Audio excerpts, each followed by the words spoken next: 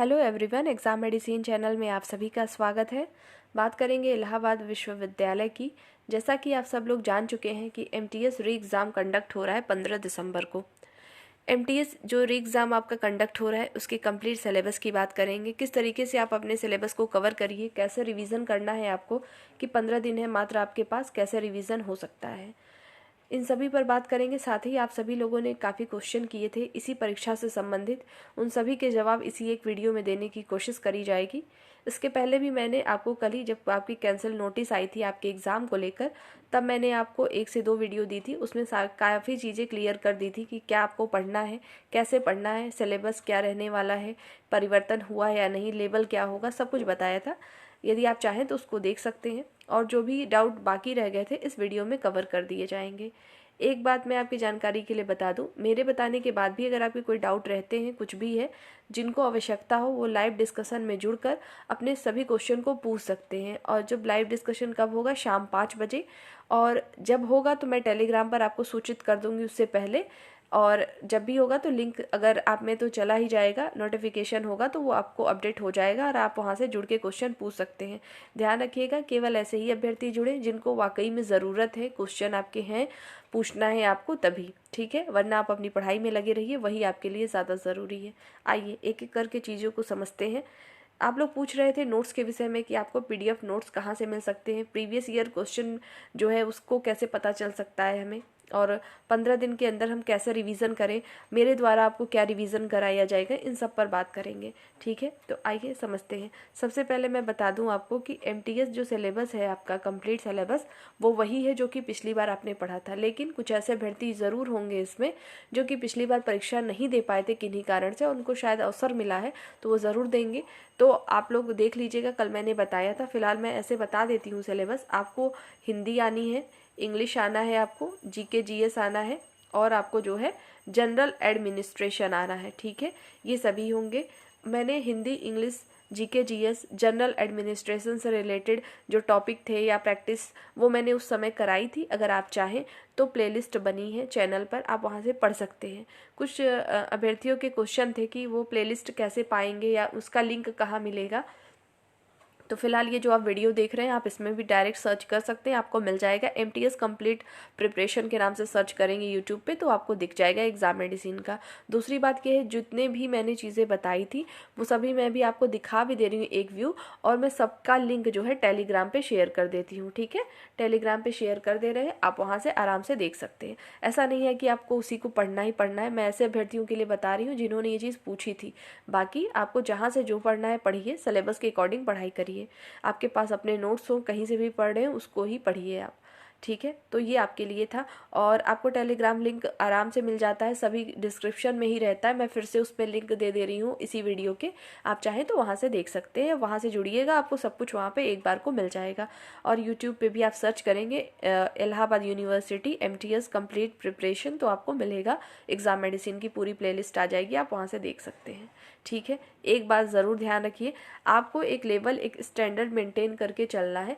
10th standard का होगा आपका, बहुत हाई लेवल के क्वेश्चन नहीं आएंगे, फैक्चुअल आएंगे, वन लाइनर वाले जो होते हैं फैक्ट, वही आएंगे। रिपीटेड आते हैं जो कि प्रीवियस ईयर में कई बार पूछे गए हैं विभिन्न परीक्षाओं में, जैसे एमटीएस के एग्ज़ाम में पूछे जाते हैं। जो स्तर होता है वही स्तर आपके एग्ज़ाम का रहने वाला है।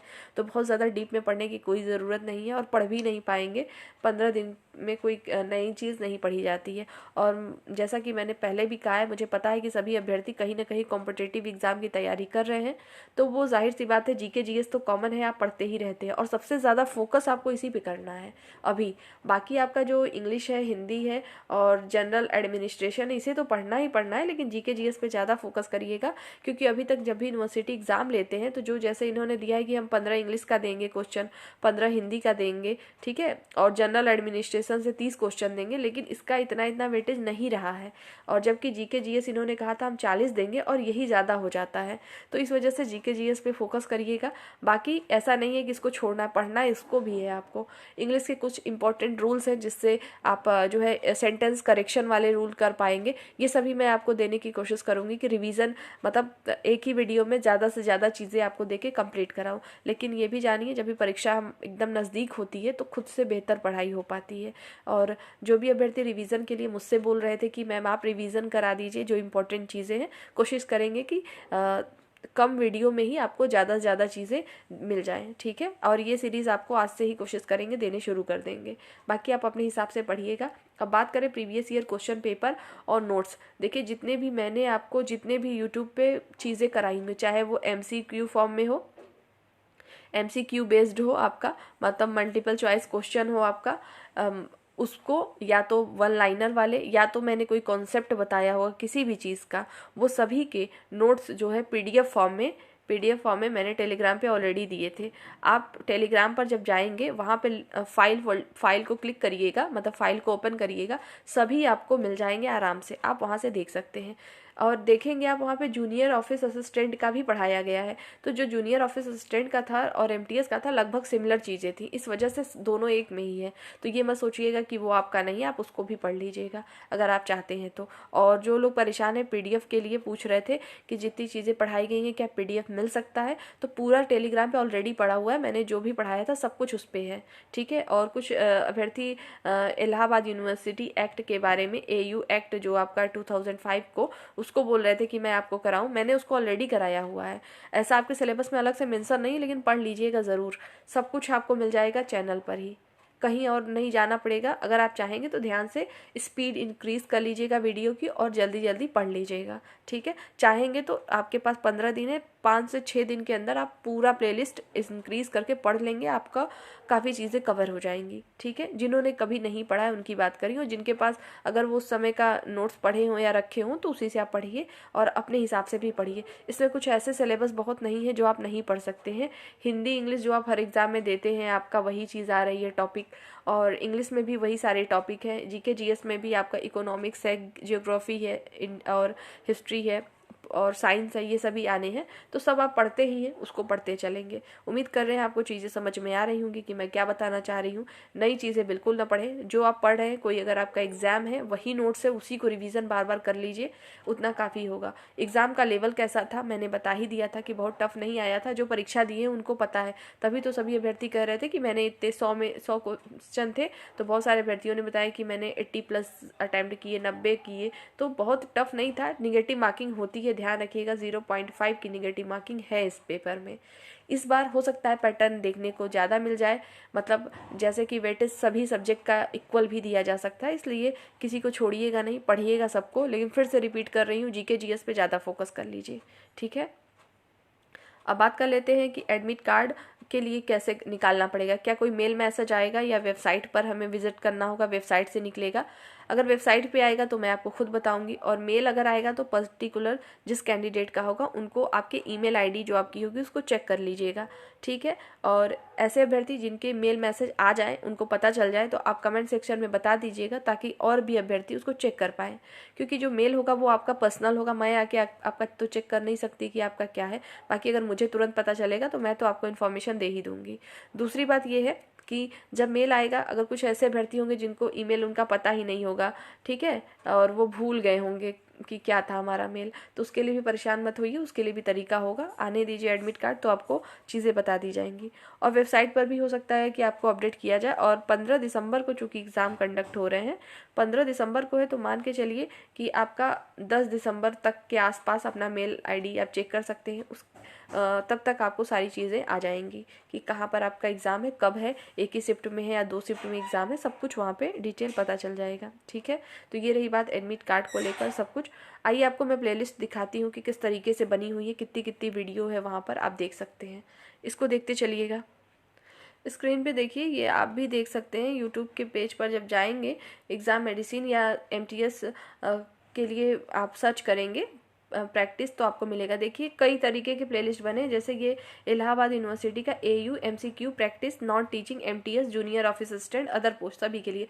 इसमें लगभग 16 वीडियो है। इसमें बहुत बड़े बड़े वीडियो नहीं होंगे, लेकिन जो भी हैं इसमें, जैसे आपके जो GK GS का सिलेबस है उसमें history, geography, polity, economics, science, social science सब कुछ आना है ना, तो वो सब कुछ इसमें इंक्लूड है। और कंप्यूटर, आपके जो एग्ज़ाम अभी कंडक्ट हुए थे उसमें कंप्यूटर के क्वेश्चन ज़्यादा देखने को मिले थे।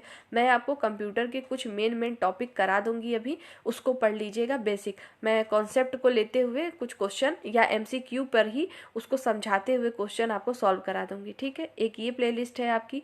और फिर आप यहाँ पर देख लीजिएगा, यहाँ पर AU जो है जनरल अवेयरनेस की जो थी आपकी, जो GK GS है उससे रिलेटेड यहाँ पर भी मिल जाएगा आपको। 25 वीडियो यहाँ पर है, ठीक है।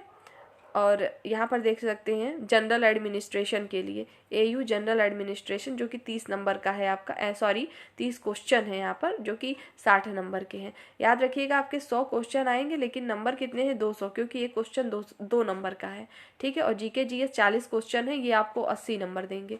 यहाँ पर सारी चीज़ें कंप्लीट कराई गई थी। और आगे देख, यहाँ पर देखिएगा, यहाँ पर कुछ ऐसी वीडियो होंगी जो कि आपको अलग अलग मिलेंगी। अलग अलग का मतलब है जो अलग अलग प्लेलिस्ट बनाएगी, जैसे हिंदी का अलग है, इंग्लिश का अलग, इसमें भी वो चीज़ें इंक्लूडेड मिल सकती हैं, तो उसको भी एक बार देख सकते हैं। 60 वीडियो यहाँ पर है।